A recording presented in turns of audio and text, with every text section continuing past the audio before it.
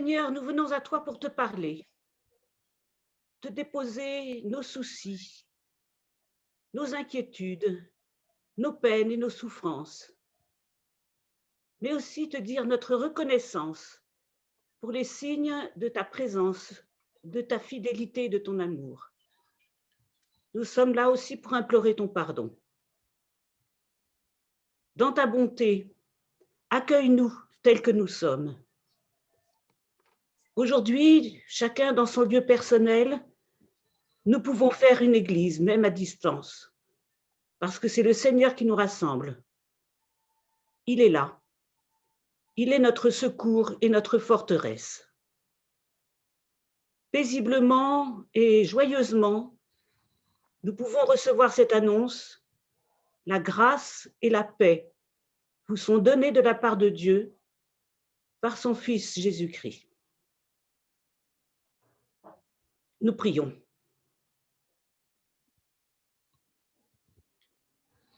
Seigneur, sur nos paroles humaines, des paroles si fragiles et si pauvres, sur les textes que nous allons lire, fais venir ton esprit. Libère-nous de nos connaissances et de nos certitudes, afin que ce que nous entendrons aujourd'hui et ce que nous chanterons nous éclaire, deviennent des paroles vivantes, fortes et renouvelées, des paroles d'espérance, de confiance, de consolation et de joie. Amen. Louons le Seigneur.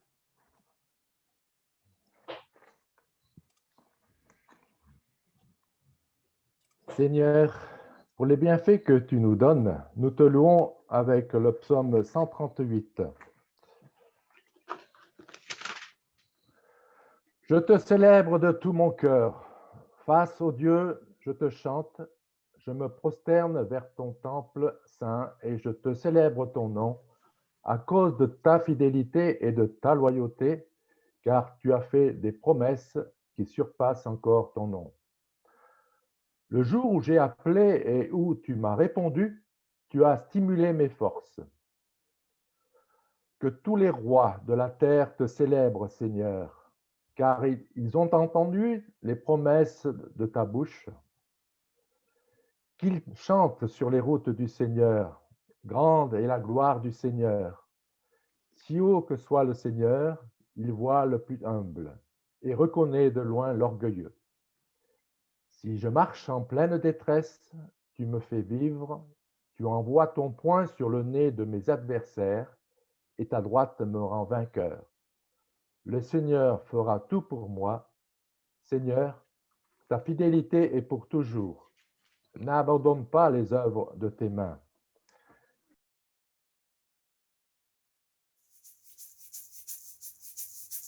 Dieu Tout-Puissant, quand mon cœur considère tout l'univers créé par ton pouvoir, le ciel d'azur, les éclairs, le tonnerre, le clair matin ou les ombres du soir, de tout mon gloire s'élève un chant. Dieu Tout-Puissant, que tu es grand, de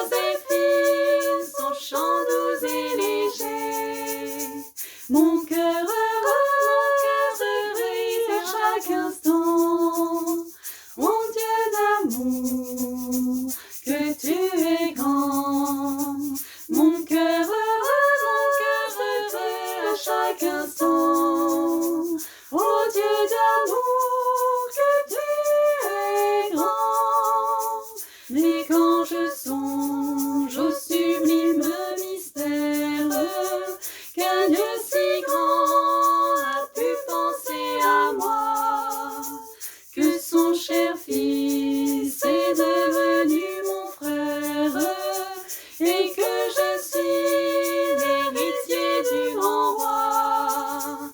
Alors mon cœur alarme bien le jour que tu es bon, ô Dieu d'amour.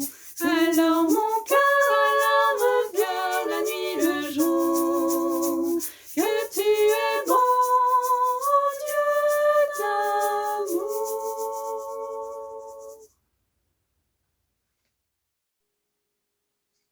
Prions. C'est le temps de présenter à Dieu notre péché. Notre péché, c'est tout ce qui nous sépare de lui et de nos frères. Chantons Jésus le Christ, lumière intérieure.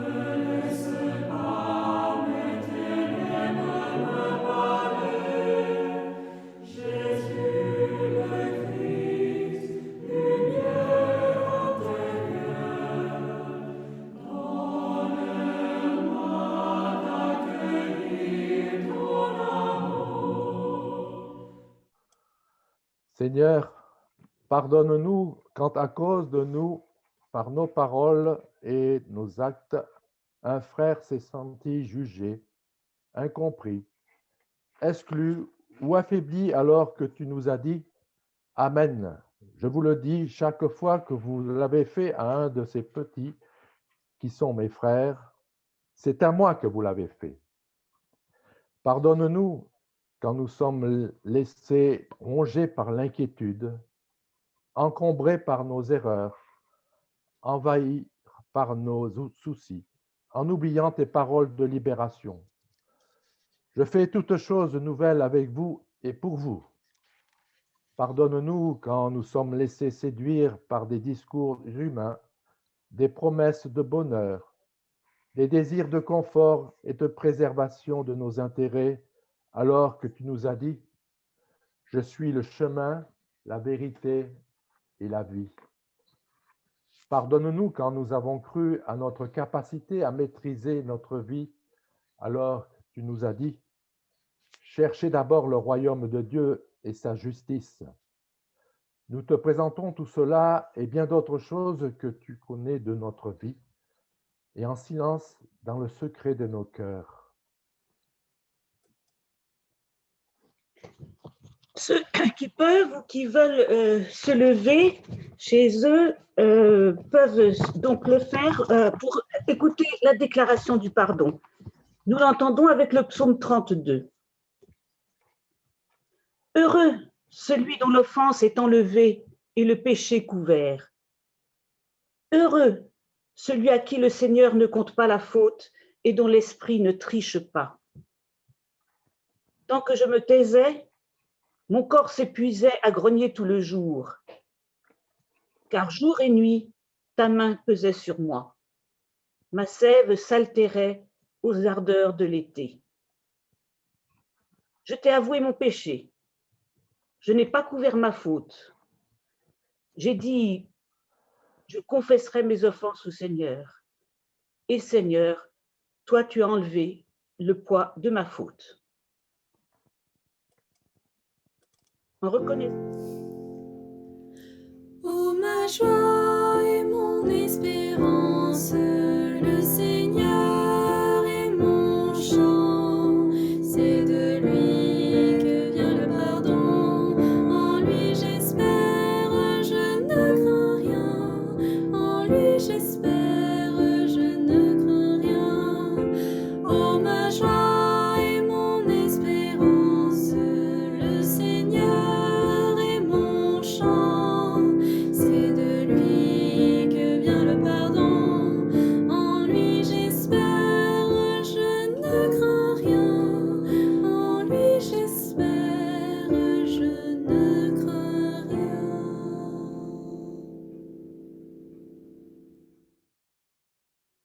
la volonté de Dieu. Dieu seul peut créer et donner la vie. Il nous appartient de mettre en valeur sa création, la respecter et la transmettre. Dieu seul peut donner de croire.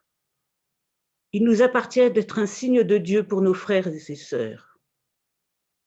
Dieu seul peut donner l'espérance et la paix. Il nous appartient de redonner confiance à nos frères et sœurs, d'être des artisans de réconciliation. Dieu seul peut donner d'aimer. Il nous appartient d'être les témoins de son amour. Dieu seul est la lumière. Il nous appartient de la faire briller pour nos frères et sœurs dans le monde. Dieu seul se suffit à lui-même, mais il a voulu avoir besoin de nous et de chacun. Amen. Donc, ceux qui étaient debout peuvent se rasseoir pour écouter ce que notre cœur nous dit pour la lecture de la parole. Donc, avant d'ouvrir la Bible, nous prions. Seigneur, libérés par ton pardon et guidés par ta volonté, nous pouvons entendre ce que tu as à nous dire et te prions pour que tu renouvelles nos vies, que tu les rendes claires et belles à la lumière de l'Évangile. Que ta parole nous atteigne au plus secret de nous-mêmes, qu'elle fasse tomber nos volontés rebelles, qu'elle comble nos doutes et soutienne nos faiblesses, qu'elle nous réjouisse et nous surprenne toujours. Amen. Donc, nous vous proposons donc deux lectures. Une première lecture qui se trouve dans Ésaïe, chapitre 41, le verset 10. Donc, Ésaïe, chapitre 41, verset 10. Ne crains pas, car je suis avec toi. N'aie pas ce regard anxieux, car je suis ton peuple. Je te rends robuste, oui, je t'aide, oui, je te soutiens par ma droite qui fait justice. Deuxième lecture se trouve donc dans le Marc, chapitre 4, les versets 35 à 41.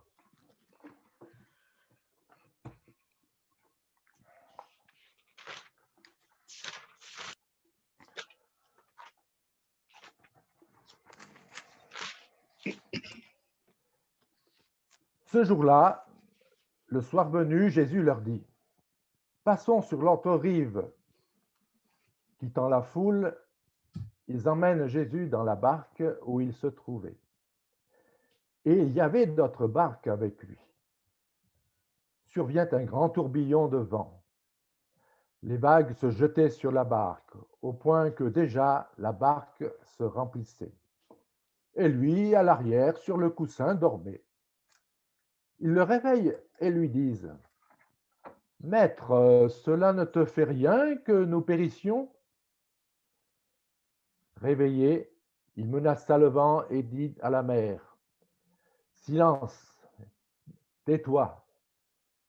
Le vent tomba et il se fit un grand calme. Jésus leur dit, « Pourquoi avez-vous si peur?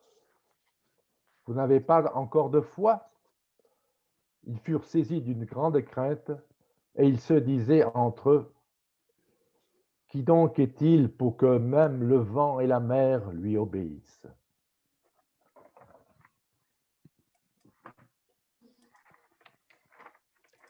Chers frères et sœurs, nous avons traversé, nous traversons et traverserons encore des moments de tourmente qui nous ont bousculés, nous bousculent et nous bousculeront encore dans nos habitudes, dans nos repères relationnels et sociaux, y compris ecclésiaux. M'est venue l'idée de prendre ce texte bien connu de la tempête apaisée. Cette tempête apaisée fait partie des miracles de Jésus. Mais je ne m'attacherai pas à l'action de Jésus sur ce phénomène météorologique, dit miraculeux.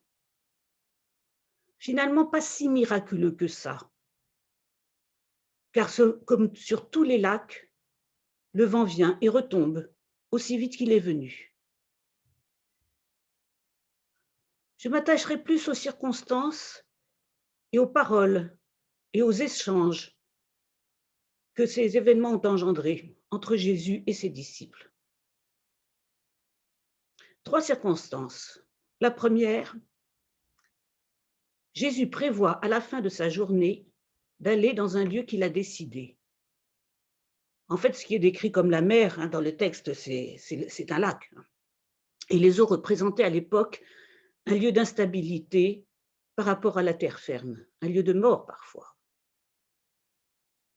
Certains de ses disciples connaissaient bien ce milieu et ses dangers, et d'autres ne le connaissaient pas. Il les emmène donc dans un lieu qui finalement cumule tous les dangers. Des eaux, à la tombée de la nuit, après une journée bien remplie qui les a probablement fatigués, et vers une rive inconnue.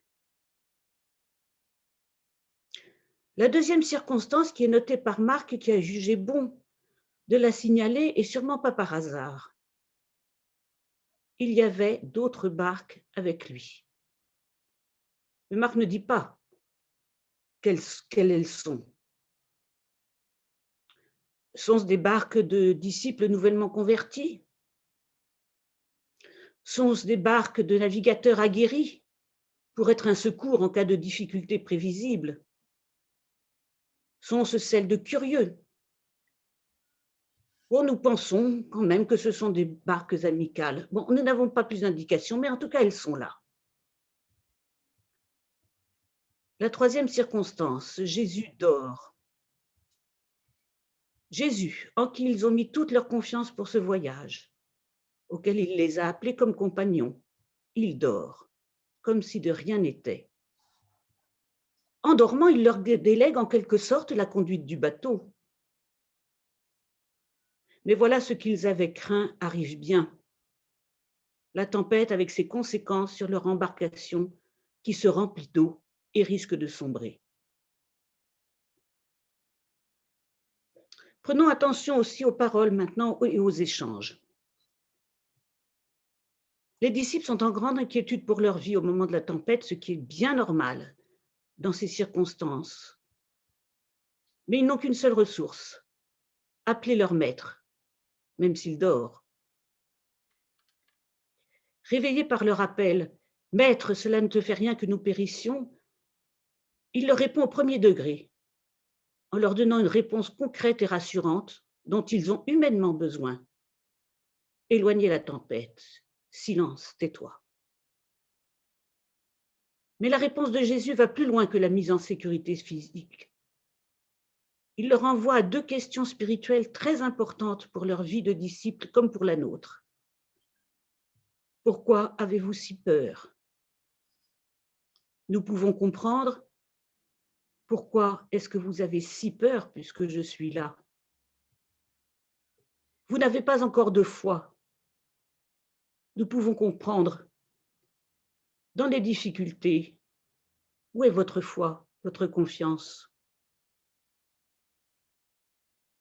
Quand nous sommes amenés à affronter les tempêtes de notre vie, à aborder des territoires inconnus, voire hostiles, à être bousculés dans notre confort et nos habitudes, quand nous pouvons être confrontés à des malheurs, à voir le bateau de notre vie couler ou vaciller, à mettre notre foi à l'épreuve, puissions-nous continuer à appeler le Maître et aussi aller vers ces autres barques qui peuvent être compagnes de nos tempêtes. À nous de voir qui sont ces barques. Se dire aussi que Jésus nous confie la direction de sa barque en tant que ses disciples. Dans le monde actuel, il a besoin de nous. Être disciple du Christ, c'est ne pas se laisser atteindre par nos tempêtes. Et si nous avons à les traverser, les vivre avec nos frères en communauté, en n'oubliant pas qu'il nous a confié la mission d'être ses témoins dans la sérénité qu'il nous a promise. Calme-toi, pose-toi, sois apaisé. Profite de l'intimité avec Dieu par son Fils Jésus-Christ Sauveur. Sens ses bras autour de toi, te disant qu'il va t'accompagner et t'aider à traverser tes tempêtes. Reste tranquille et sache que Dieu est Dieu. Amen.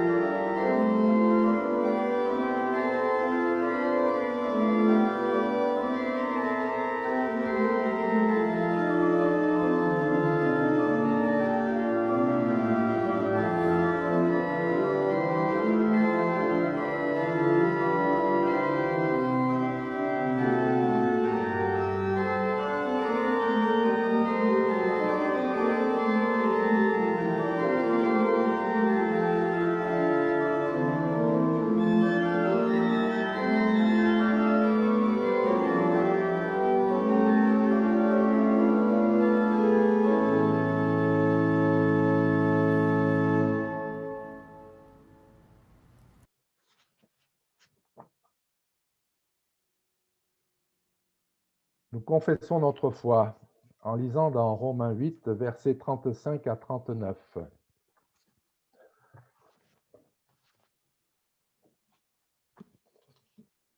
Qui nous séparera de l'amour du Christ? La détresse, l'angoisse, la persécution, la faim, le dénuement, le danger, le glaive? Selon qui est écrit, à cause de toi, nous sommes mis à mort tout le long du jour. Nous avons été considérés comme des bêtes de boucherie. Mais en tout cela, nous sommes plus que vainqueurs, car celui qui nous a aimés, oui, j'en ai l'assurance, ni la mort, ni la vie, ni les anges, ni les dominations, ni le présent, ni l'avenir, ni les puissances, ni les forces des hauteurs, ni celles des profondeurs, ni aucune autre créature, rien ne pourra nous séparer de l'amour de Dieu manifesté en Jésus-Christ, notre Seigneur.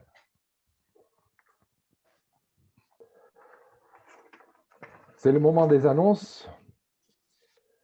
Nous sommes en période de vacances, donc il n'y a pas grand-chose en ce moment, mais on peut déjà annoncer pour les prochains cultes seront encore en visio-culte.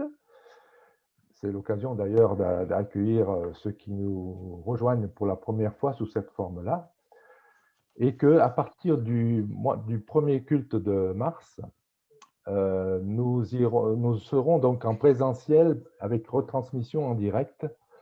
Donc, nous essaierons d'améliorer quand même la transmission du son parce que c'est un peu le point faible des retransmissions en direct à partir du temple, mais nous allons progresser. Nous pouvons déjà annoncer la Bible pour les nuls le 22 février, toujours en visioconférence. Et puis, je vous invite à aller d'ailleurs sur le site également pour le ISEO organisé au CTM sur l'écologie, du 22 au 24 mars. C'est mars ou février? Oui, 22 au 24 mars. Donc, tout est indiqué sur le site de l'Église. Bien sûr, après le culte, restez en ligne pour échanger des nouvelles, hein, puisque nous restons encore connectés après ce moment de culte. Sinon, ben, c'est le moment de l'offrande. Donc, l'offrande pour l'Église. J'avais un truc à dire. Ah, ben pardon, vas-y. J'ai réagi un peu tard. Le prochain numéro des Échos, il y aura des témoignages. On aimerait recueillir des témoignages ou des points de vue sur les visiocultes. Donc, ceux qui ont envie de donner leur point de vue, leur avis, positif, négatif, mitigé, enthousiaste, tout ce que vous voulez, vous envoyez un petit mot, un petit truc rédigé au secrétariat et on fera suivre au comité de rédaction des Échos. Voilà. Très bien.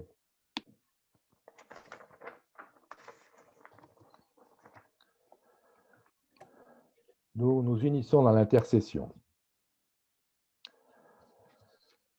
Parce que nous sommes frères et sœurs en Christ, nous te prions les uns pour les autres. Nous remettons à ta fidélité et à ton amour ton Église, qui est la tienne avant d'être la nôtre. Donne-lui courage et fermeté là où elle se sent faible. Nous remettons à ta sagesse et à ton amour ceux qui nous dirigent afin qu'ils recherchent la justice et la paix. Parle-leur et sois leur maître. Nous remettons à ta compassion et à ton amour tous ceux qui souffrent dans leur corps ou dans leur esprit. Les isolés, les exclus, les malades, les chômeurs, les prisonniers, les migrants. Accorde-nous de savoir nous tenir près d'eux comme les barques fraternelles. Nous remettons à ta grâce et à ton amour ceux que tu as mis sur notre route, ceux que nous aimons et ceux que nous avons du mal à aimer. Nous te remettons à ton amour nous-mêmes, afin que dans nos tempêtes, nous restions fermement attachés à l'Évangile. Tout cela, nous te remettons ainsi que ceux qui ont besoin du secours de notre prière en un temps de silence.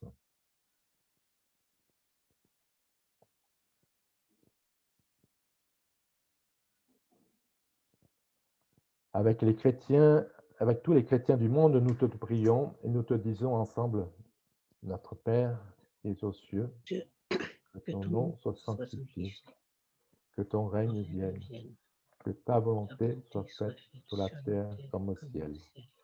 Donne-nous aujourd'hui notre pain de ce jour.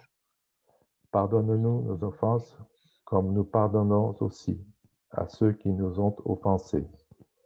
Et ne nous laisse pas entrer en tentation, mais délivre-nous du mal, car c'est à toi qu'appartiennent le règne, la puissance et la gloire, au siècle des siècles. Amen.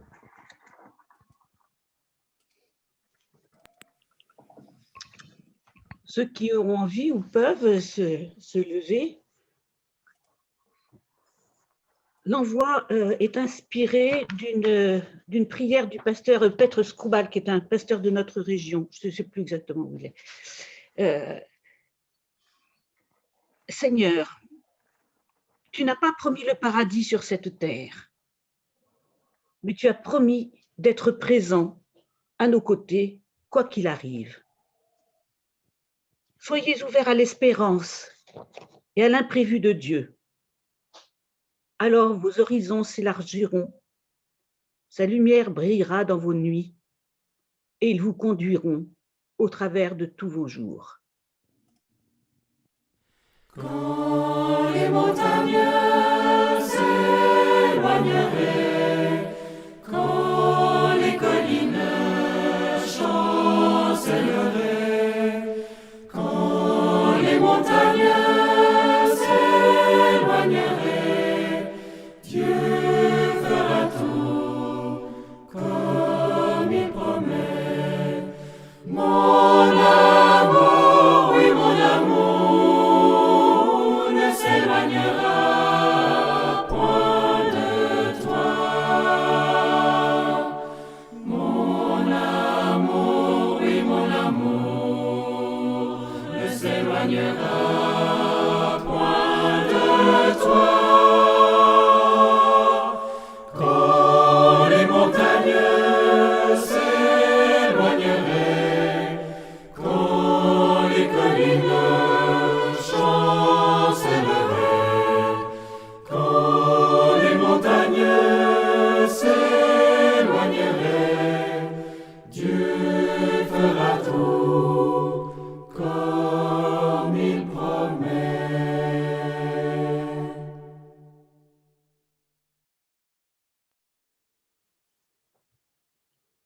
Notre Seigneur Jésus-Christ dit, « Je vous laisse ma paix, je vous donne ma paix. Que votre cœur ne se trouble pas. » Allez sur le chemin de la vie, confiant dans cette parole. Le Seigneur vous accompagne et vous garde dans son amour. Amen.